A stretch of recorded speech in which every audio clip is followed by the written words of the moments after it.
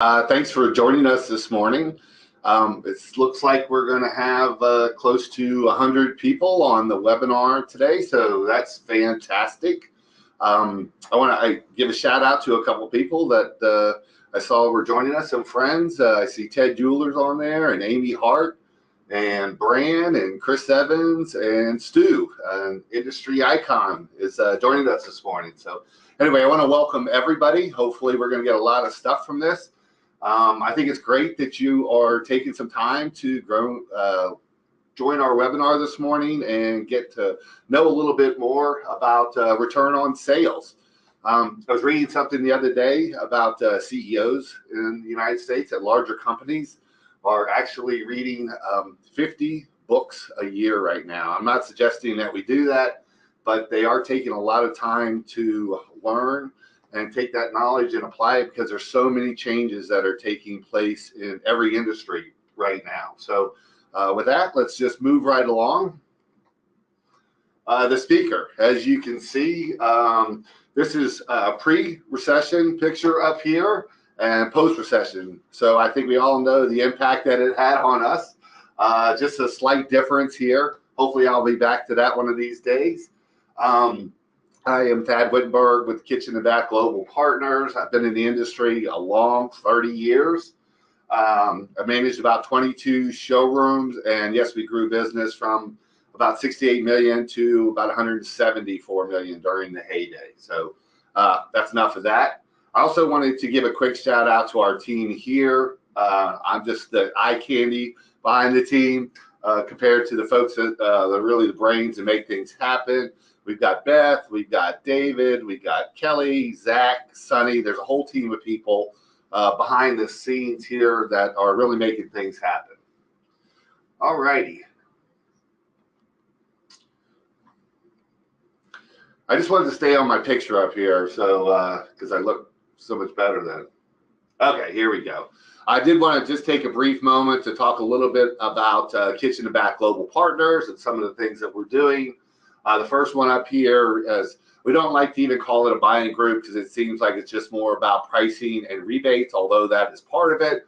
We're trying to create strategic alliances between our suppliers and our members and strengthen, forge a better relationship to help both of them mutually grow. That's part of it. Talent acquisition, which is probably the biggest growing part of our business right now. I think everybody knows there's a real lack of qualified people out there. So we not only help businesses find people, but we also help people find businesses. The Career Center, we're linked into about 300 universities that have design programs across the United States. Obviously, education. We do one-on-one consulting. Mergers and acquisitions, you'll see something on our website probably in the next 30 days if anybody is interested in maybe selling their business at some point. It may be 5 years down the road, or you're in the market to acquire somebody as far as your growth plans are concerned.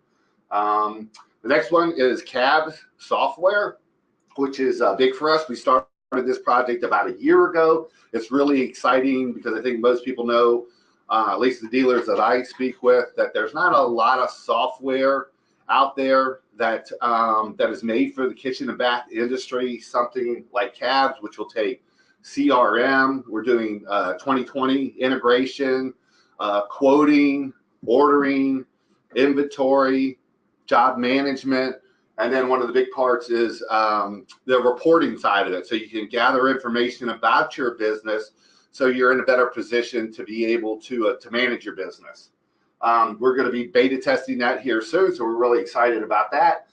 And we also do design services. So for not only 2020, but for Pro Kitchens, we have pricing out on our website. I know a lot of people in the past have kind of stayed away from that, but things are so busy right now, and it's hard to find good people, and it's hard to tell a customer it's going to be a couple of weeks before you can get a design and price back to them.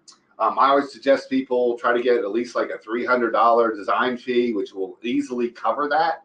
And, you know, instead of getting back with them, you know, in that 2 to 3 week period, maybe we can get back to them in a week because they may be pricey with other people out there too. So that's another big part of the services that we add. All right, enough of that. So when we get into any webinar, I always like to talk about the definition of insanity. And then everybody always goes, well, I know what the definition of insanity is. I'm in the kitchen and bath industry. And yes, true that. We all have to be. And what I used to tell folks up here was it's doing the same thing over and over again and expecting different results. Well, I've kind of changed that philosophy a little bit. And now it is doing the same thing over and over again and expecting the same results. I'll give you an example. So, weight loss, something near and dear to my heart. Like, how many people in here have ever gotten older before? Just raise a hand. Okay, maybe a couple of you. And what we used to do exercise-wise and eating-wise 20 years ago had a particular result on our weight that was out there. Well, fast forward 20 years, what I did then does not have the same results today, as you can tell.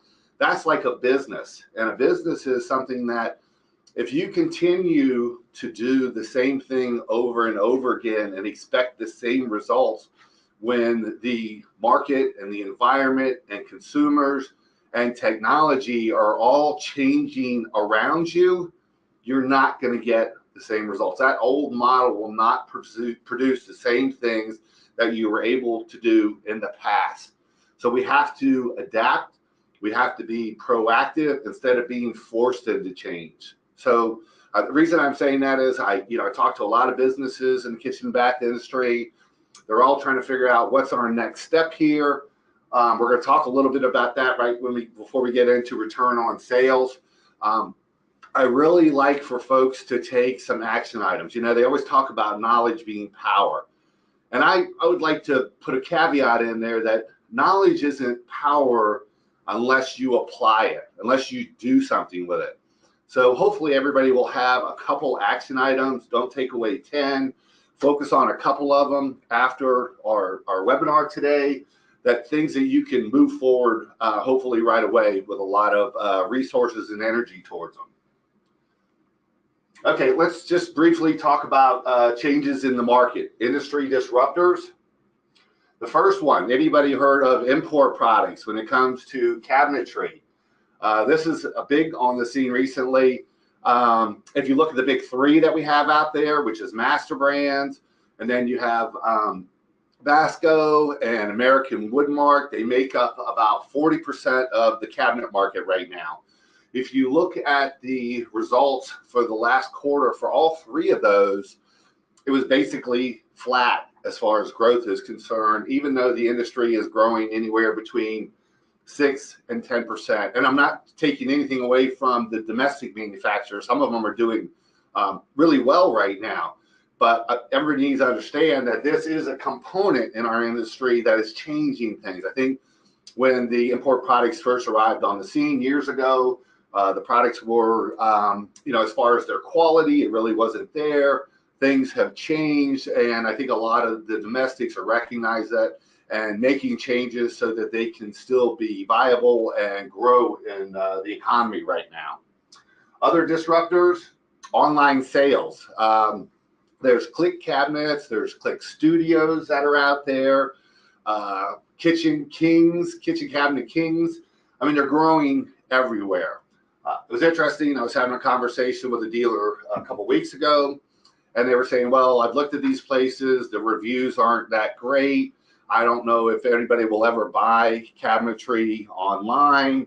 And I thought to myself, well, that online experience is probably going to continue to change just like the imports did. And it's probably here to stay. I read something recently about online sales and growing, and I'm not suggesting you're just going to switch your model just to online sales, but you need to realize that is going to be a disruptor in the channel. And how can you do it? Maybe part of your business is that, or maybe just getting your customers to do more stuff online is going to help capture some of that business that's out there. The evolution of the workforce. This is a huge one in our industry. I know I'm not telling you guys anything. There's a real lack of designers, salespeople, installers. During the downturn, a lot of these people exited our industry and they didn't come back. A lot of them are retiring right now. The universities are struggling to get people into their design programs. So, trying to find good people and keep them on board. And it's not just, what their needs were before. It's, a lot of it is based on, what the culture is of your business and what technologies that you're using. So this is another big challenge out there. And then the last one, changes in consumers' expectations. I know Amazon, which owns like 40% of the online market, has made consumers it made shopping so easy, and so many other online places and just even places you go to do business. It's like point, click, you have it, and it arrives at your house. And customers are going to continue to change their expectations. I read a book recently. It's called Re-Engineering Retail. It's a great book. I recommend it to anybody. And one of the things he states in the beginning is, if you think that you're in an industry that is not going to be impacted by technology or the way consumers are shopping, basically you're delusional. And that change, that speed of change is going to be even more rapid moving forward. So just some interesting things to talk about that are affecting our industry right now. Okay, let's just talk quickly again about the industry. It's a huge and wonderful business. Right now, if you look at it, it's 7 times greater than the music and recording industry combined. It's about $150 billion a year. That's great news for us. That's from the NKBA. Also, Cabinet Demand, they're forecasting from 2018 through 2021, the next 4 years, is going to grow at least 6%. Some markets like ours in the DC, Baltimore area is growing at 10%. So when you're looking at your growth right now, and let's say you're growing 6%, well, you're kind of keeping pace with what the market's doing. You're not taking market share. And that's one of the things we want to be able to continue to do. Now that conditions are so good, it's a great time to make hay. Eventually, the market will slow down again, and you want to be able to take advantage of these great conditions. Okay, we're just briefly go over what return on sales is. I know when I go through some of the numbers, it might look like I'm speaking Chinese, and we're going to have a Q&A session afterwards. So please write down any of the questions that you may have. So I took a business here. It's basically a $2 million business. It's at a 35 margin, which means the cost of goods sold are about 1.7 million. The gross margin dollars, about 700,000. In this particular model, the expenses are about 30% of sales, which means that there's 600,000. Okay, so you take your gross margin minus your expenses, and you're left with about 100,000. The formula for return on sales is taking your profit divided by your revenues up here. So 100,000 divided by 2 million, that's going to leave you a 5% return on sales. The other way you can look at it is the gap that you have between your margin percentage and your expense percentage. In this particular one, the blended margin for this company is 35. The blended expenses are at 30. The difference is 5 percentage points. That means, again, a return on sales of 5%. This is a really good metric for all of our businesses out there, and what percentage we're bringing back to the bottom line. Minding your margins. Obviously, this is a huge component of everybody's business. Margins are extremely important. We talked about the online presence, which in some cases will start pushing maybe margins down a little bit unless we can add more value to consumers. But I think one thing that a lot of companies need to realize is, the days of just saying, hey, we're going to mark up everything 60%. It's countertops, it's labor, it's cabinets. They may be gone. People can shop a lot easier. So we really need to break down our margins and understand what is viable in the marketplace. We may not be able, and I don't like markup. I always work on margins. I think that's a better way to communicate with your people, and obviously it relates right to your P&L too. So always talk in the term of margins that are out there. So the first step is, okay, let's break your business out. Now, some people haven't been breaking out their business by retail, or maybe you have builder business and then remodeler business, like contractors that are out there. I think it's important to do so because your margins in each one of these customer segments are going to be different. And inside those segments, your margins for each, back up. Okay. Sorry, I was getting too close. I had to move over. You're still blocking. Okay, they can see it on their screen. But anyway, all right. The director has given me direction, which I don't take typically very well, but hopefully it will help out. So one of the things we want to do is break them out by customer segment and then by product and service category. I try not to make it too complex. I know there's other products and services, but in this first example, I took a company that does about $2 million in revenue. They are selling about 25% of their business is in retail. That means it makes up about $500,000 in sales for their business. We broke it out into cabinets, which is one of the products. We're saying in this particular example that about 70% of their sales are cabinet sales. When you do the math here, and I have this spreadsheet if anybody needs it, you can see that sales come up to about $350,000.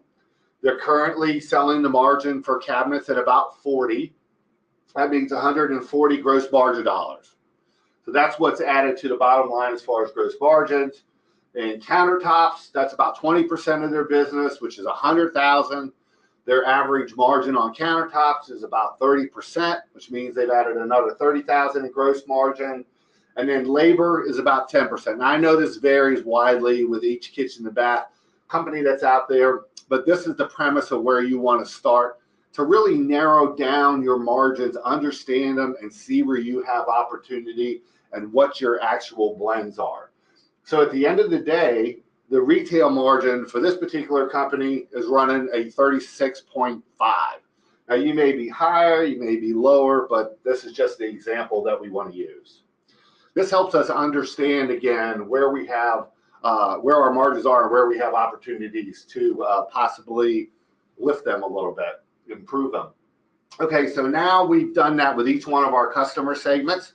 We have the retail here at 25%. We have builder at 65%, or 60%, excuse me. And we have remodeler at 15%. And you can see all the margin blends for each of these customer categories. And again, when we went through builders, we again broke it out by cabinets, we broke it out by countertops, we broke it out by labor. I don't know if you have to get into sinks and faucets. Maybe you put a miscellaneous category in there if that's a lot of your business, but you really want to stick with the bigger ones that are out there, the ones that are going to have the most impact on your margins. So you can see at the end of the day, that adds up to 100% of the business. And the blend on this one is at 34.36. That's what we're currently looking at when we take the aggregate of all of our segments and then all of our product and services categories. Okay, so pricing and growthing strategies. Okay, well, I have this information. What's my next step right now? What am I going to do with it? Well, now that you understand where they're at, the first step is obviously reviewing all those, pinpointing exactly where they are. This next one right here is, and also where you want to price these things. Like, gosh, we might have some opportunity with labor to raise it a little bit. That's bringing our blend down. And then the next one is how much do you want to grow in each one of the customer segments. You may look and say, hey, with this particular one, a remodeling business is only 15% of our business.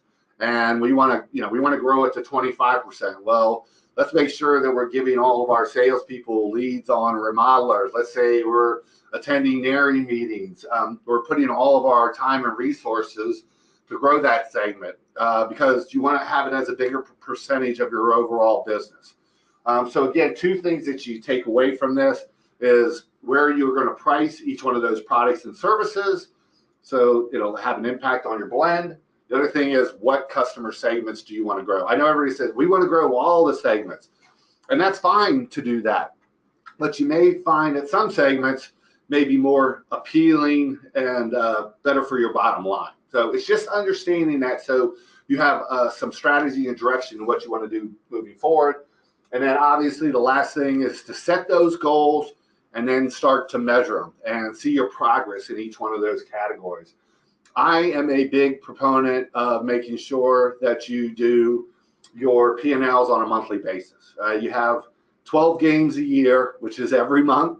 And I think you need to look at those results on a monthly basis. I think QuickBooks makes it very easy, so you can get your sales, your cost of goods sold, and expenses, and say, hey, did I win that month?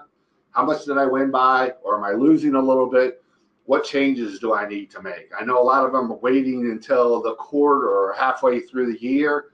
Really what we want to try to do is get into the habit of doing monthly P&Ls. Okay, I briefly want to hit on the cost of doing retail business. Now, look, this is good business out there, but what I'm trying to help people understand is there's also a cost associated with it. So I have a 36 starting margin on retail, which may be low, but maybe you do a lot of labor, maybe you do a lot of countertops in this particular category. But in this example, we've got it at 36, okay? So let's say it's 25% of our business. And right now, our business is spending 1% on advertising, okay? That's about $20,000 on a $2 million business. Okay, well, most of that advertising is going to generate retail business. So really, we are looking at spending that $20,000 to generate $500,000 in business, which means that you're spending about 4% to grow those sales. So you have to deduct that from the margin. The other part is in credit card fees. I put 2.5%. In some cases, it's 3%. But I think we all know a lot of customers, and hopefully you can get checks from them, but they're using credit cards to pay for these projects. And so I put it at 2.5%. So combined together, it's about 6.5%. So your starting margin on retail may have been 36, but after you associate these other costs to it, you're down to a 29.5. Again, this isn't saying retail business is bad business. It's great business, but we need to, again, understand the costs that we're going to be incurring when we're doing this business. Also, there's a, obviously it's very labor intense when you get into retail compared to builder business and remodeling business. So people are strictly selling retail probably can't do $1.5 million or $2 million in sales. In some cases, Superman, Superwoman can do it, but in most of them, they have a limit on how much they can manage because, again, it's very labor intense. Okay, margin erosion. This one is huge for us. One thing that we are working with is IntelliVan. It's called Manage to Lead. It's a process improvement. It doesn't matter what you use, but I think process improvements are very important to your business. They help minimize margin erosion, which you'll see has a huge impact on your business. There's a seminar coming up in July. It's like 10 weeks for 2 hours every week. It's like less than $1,000. I think per person, it's like $900. If you have your whole team, it's $1,200. We used it at the last company I was at and applied it to a lot of the processes, which we improved, which eliminated mistakes, gave a better customer experience. So it might be something that you really want to look into. So margin erosion is basically I meant to move forward there. Margin erosion is basically where you're having mistakes take place in your business. Let's say we had a $10,000 sale here, and we had a 35 margin on it. That's pretty good. But then we had margin erosion, and margin erosion can be caused to labor to fix issues, designer errors, ordering issues, damage defect that you're not getting reimbursed for, measuring mistakes, credits for customers or customer accommodations that are out there. On this $10,000 job, we had $350 in cost overrides. That's the margin erosion that was in there. Now you may think, okay, a $10,000 job, $350. That's not too bad. So, but what that did is that took that 35 margin and moved it to a 31.5. And when you start looking at that as far as a company is concerned, it, a $2 million company at 3.5% margin erosion, that's $70,000 a year. I know it doesn't look at it, but it was only $350 on this one particular job, but it adds up quickly. And that can have a big impact on your overall company too. If you're a $2 million company, I've seen margin erosion that is greater as a percentage than the return on sales. I saw one business had margin erosion at 8%, and then their return on sales was at 3%. So really, we need to capture what those additional costs that are out there and figure out what processes we need to put in place to eliminate those. Okay, so let's get into, again, some more return on sales information. We are going to group our expenses that we have out there. Now that we've spent some time on the margin side, we want to spend some time on our expenses. We have the 5 different categories that are out there. One of them is our direct selling cost, and we'll get into each one of them. Our operational expenses, our G&A, our rent, and our miscellaneous expenses. So in this first category, it is direct selling costs. This is how we can group our expenses so we can benchmark them against the industry, and it'll also help when we're getting into budgets and what we want to spend in each one of those categories. So the first one, our direct selling costs, are anything related to sales. That's people-wise. So you have your payroll, your commissions, payroll taxes, insurance, auto, and those people, again, customer service, designers, sales managers, service tech, project managers, anybody who's involved in sales that are not going into cost of goods sold should be part of your direct selling costs. That percentage should run about 10 to 12%. Now, a lot of that is based on your margins. If your margins are lower and you're doing a lot of builder business, it's probably 10 to 11. If you're doing a lot of retail business and your margins are blending around 40, you might have this number up to even 14% of your sales, but not over 14. I think a good gauge is probably 12 on the high side, maybe 13. But once you've grouped all these, you can kind of say, well, where do I fall against the other businesses that are out there? How do I compare? Operational expenses, that's, all your deliveries and stuff. Again, that's your drivers, your warehouse personnel, all the things that we just covered, payroll, bonuses, payroll taxes. If you're outsourcing delivery, that cost needs to go in this category. If you're paying someone else to make the deliveries, your warehouse rent, just all warehouse costs, trucks, fuel, insurance. I've seen businesses as low as 3%. So on $2 million, they're spending about $60,000 a year. I've seen some of them at 6%. So on $2 million, they're spending $120,000. But it definitely needs to fall within that range. G&A expenses, that's your general and administrative expenses. I have this at about 4.5. I've seen as low as 3. I think 4.5 is really the top you want to see. That's accounting, that's human resources, inventory, IT. I put the owner in here because sometimes they're taking on a lot of these duties. So 50% of their time is in G&A. And just hypothetically, to make $100,000 a year, $50,000 should go into G&A. Probably the other $50,000 should go into sales. And then any outsourced services, if you're outsourcing human resources or accounting, that needs to go in part of this. Also, I just want to say, when we're talking about owners, I know that some people don't pay themselves a salary. I talked to someone the other day, and they were like, oh, yeah, we have about a 5% return on sales. And I was like, so your payroll is in there, right? And they were making like $100,000 to the bottom line. And they're like, no, I don't pay myself anything. I was like, well, actually, because you're not in there as far as pay, you're probably at break even. So it's really important to make sure that you are paying yourself and you're in one of these categories, whether it's G&A, sales, a combination of the two. When you're looking at these benchmarks, if you pull it out, it's probably not a realistic comparison.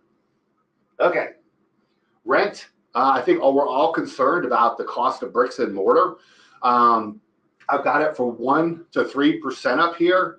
It may not sound like a lot. I've seen people have 5 and 6% as far as their showroom costs are concerned, which is really high, particularly how competitive things are coming along these days. So really on a $2 million company, you may be spending $20,000 to $60,000. 2% is a nice middle ground, about $40,000. I know sometimes it's really hard to move if you've already gotten into a larger space, but long term, that's not a model that you really want to have with these bigger showrooms.